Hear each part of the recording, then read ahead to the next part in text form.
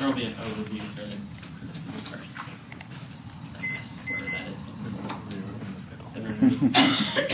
I will make arguments.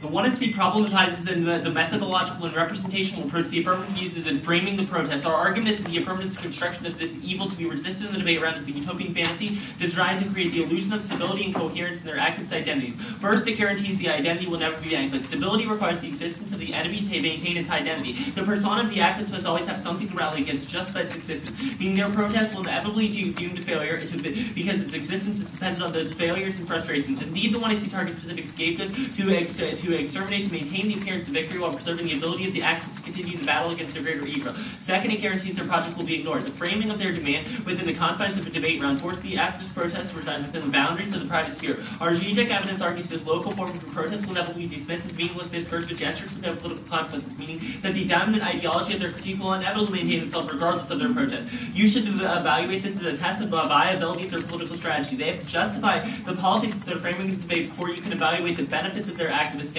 Their first argument against this is that they are not an activist. However, their portrayal of this is an argument as to how Puja and Reja framed this is a reason that they did that. The presenting of these stories and the presenting of their arguments in the context is a reason that they were able to, is a way that they were able to solve. Further, their desire for an affirmative ballot because they took this activist stance is an exercise of political narcissism. This framing of the debate makes affirmative ballot and their role as activists rather than the goals of their project at issue being championed. That is bad because foregrounding the affirmative activists push the goals of their project to the periphery and of their performance, perpetuating ensuring that their project is not solved. This is Darling Wolf in 98. Attempts to speak for others motivated by self-interest can conceivably have more damaging consequences, whereas speech might not be well-intended to speak, well attempted to give voice. White feminists trained in anthropological faith studies. White feminists were not ready to deal with the complexity of positionality and consequently equally participated in the commodification of ethnic identity. They contribute to the fetishization of women of color that once again constitutes them as the other, caught in the gaze of white feminist desire. This focus on authenticity and national identity is often accompanied by pressure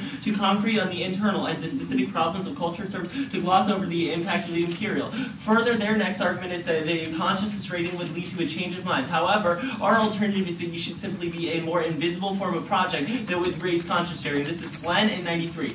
The Guerrilla Girls make up posters inside underlying the everyday races and sexual practices which constitutes business as usual in the mainstream art market. They take the real facts of existing space art market prices and sexist racist policy that have influenced the correct and the most gallants of the museum as ground for the representational charges. While the work has become loud, the Guerrilla Girls continue to remain anonymous. While they did not make appearances, the Guerrilla Masks by refusing to participate in the visibility and currency of the economy, which developed in the art world. The members of the group resist the fetishization of their argument that many are at the moment quite ready to undertake. By resisting visible identities, the Guerrilla Girls may include the failure that is engaged to possess and arrest their work. In addition, the visibility politics that they use promotes surveillance and voyeurism, extending the project and erasing the power of the unseen. This is Glenn in 93. Visibility is a trap. It's under the surveillance of the law and provokes voyeurism and fetishizationism. The colonialist imperial appetite for possession. Visibility and politics have practical consequences. While underrepresented communities can be empowered and be enhanced visibility, the terms of visibility often venerate the punitive power of these identities. The ideology of the visible erases the power of the unmarked and the unspoken and the unseen. Their last argument is that Zizek does not understand the liberation of the oppressed. However, this argument is simply not true. None of their evidence indicates that Zizek is actually bad. It simply indicates that Zizek, on the whole, one of Zizek's solution, which is not specific to our evidence, that one solution he presented does not actually able to solve it. It's not specific to the visibility argument that Zizek makes. It's just a generic Zizek indictment on the whole, which has nothing to do with our specific advocacy. Now extend our arguments from the extend our last case arguments, which were made.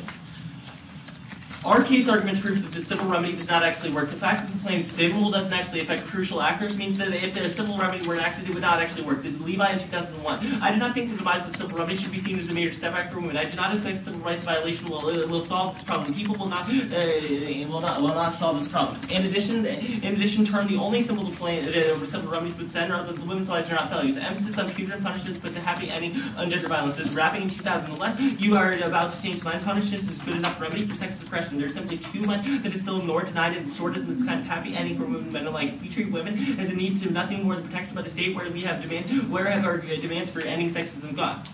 And you should go up to the framework arguments. Back up to the framework arguments where they argue the conscious phrasing leads to a change of mind.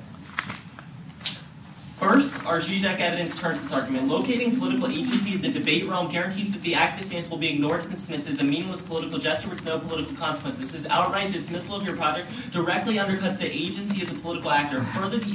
Secondly, the agency through debate activism is impossible. Attempting to construct an activist identity through language is impossible because language is unstable and a stable identity is a fantasy. Our evidence undercuts the idea of being able to achieve agency because it proves that the stable identity can never be able to be realized. For third, they have to win that their political stance resolves to realize this agency. If we win that the way they frame the debate guarantees their project fails, then they gain no political agency or awareness because the stance that they pin their agency to did not work. Further, they could be further our criticism outweighs. Even if they win, there's an incremental risk in increasing agency. The strategy they use to achieve the gain perpetuate violence and totalitarian control through the construction of scapegoats.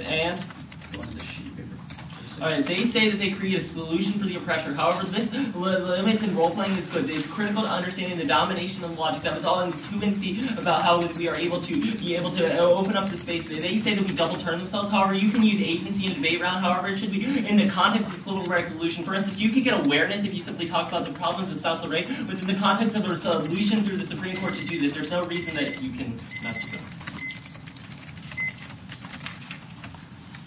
423.